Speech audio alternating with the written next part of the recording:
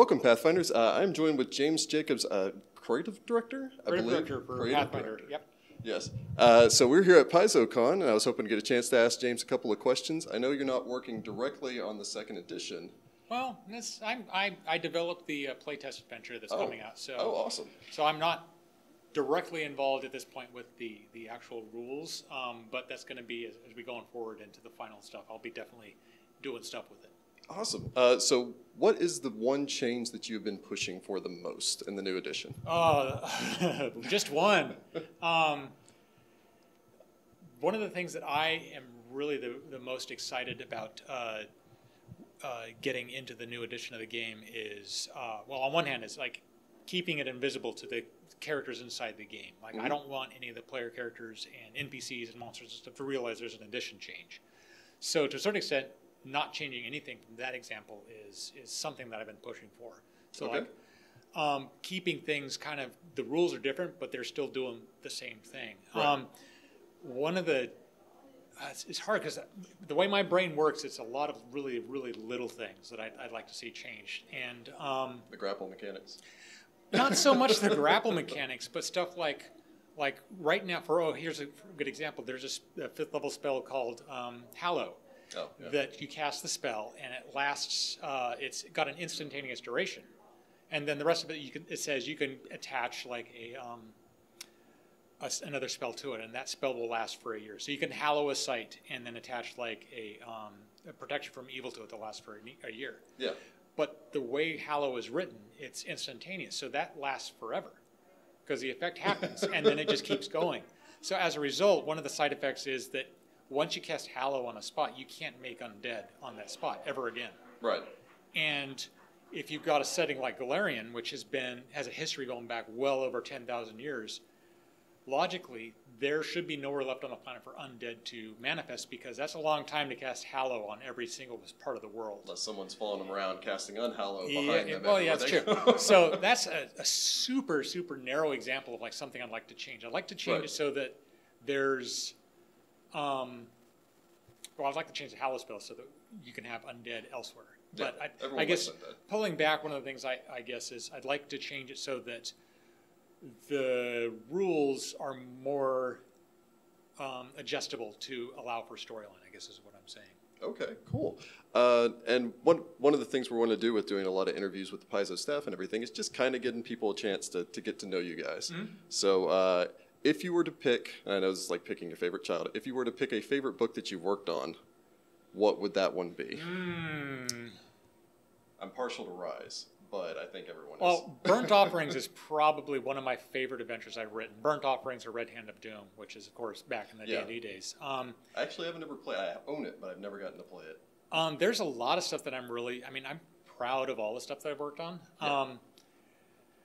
And the one that I am that is my favorite, I guess, changes like all the time. Right now, the thing that I'm honestly the most favorite about is the Sandy Peterson's Cthulhu Mythos book that just came out. I haven't heard about this. It was kickstarted. They just now are delivering the physical copies to the Kickstarter patrons, and hopefully they're going to get more prints spooled up for like into stores and stuff like that. But I wrote a big chunk of that book, and I was able to start doing some weird new rules, elements, and stuff like that. Like I was saying, that basically are rules for the story rather than the other way around. Right. And just being able to work with Sandy Peterson, of course, is the guy that invented the Call of Cthulhu game and has like worked on games like Doom and all sorts of just stuff, was kind of a rush for me. I've been in the industry for years now, but still being able to work with somebody that I idolize is pretty exciting. So that's something that I'm really excited about right now. As a game master playing through Strange Aeons right now, would there be a lot of that I could crib over to Strange Aeons? Absolutely, absolutely. Watch out for that, guys. Yeah. I'm also really excited about what's going on right now, working on Return of the Rune Lords, which is a adventure path that is part of. It was always kind of planned as sort of a trilogy, right from the start, and it's one that has got a lot of just wild elements to it that I've been kind of teasing people, we'll never do this, we'll never do that, because all along I've been planning on doing this once we start getting to the end of an edition cycle and we want to wrap stories up. Hand is doing. Yes, like people have often asked, when are we going to see a time travel element? And I've always said, we don't do time travel because it messes with continuity and it's complicated and all. And Return of the Rune Lords has time travel in it. So, it's something that has kind of been foreshadowed in Rise of the Rune Lords and Shattered Star to really minor kind of like almost the Ling engine and the Ling engine. There was the timepiece in one of the final adventures of Shattered Star.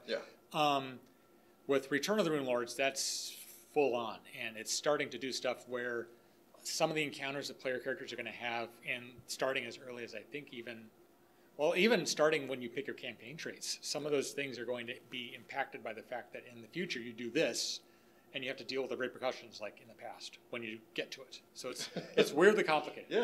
I mean, the simplest example is like the Hounds of Tyndalus come after people who have been messing with time. So you're going to have to deal with Hounds of Tyndalus just popping out of the walls at a certain point in the adventure for no reason. But you'll realize later why. It's like, nope, I deserve this, apparently. So that's pretty exciting, just being able to do some of that stuff. Okay. And the last question I was going to ask you before I can let you get back to your, I imagine, very busy schedule for this, and I'm sure you have to deal with people coming up and telling you this all the time, so this is going to be kind of a chance for you to flip this.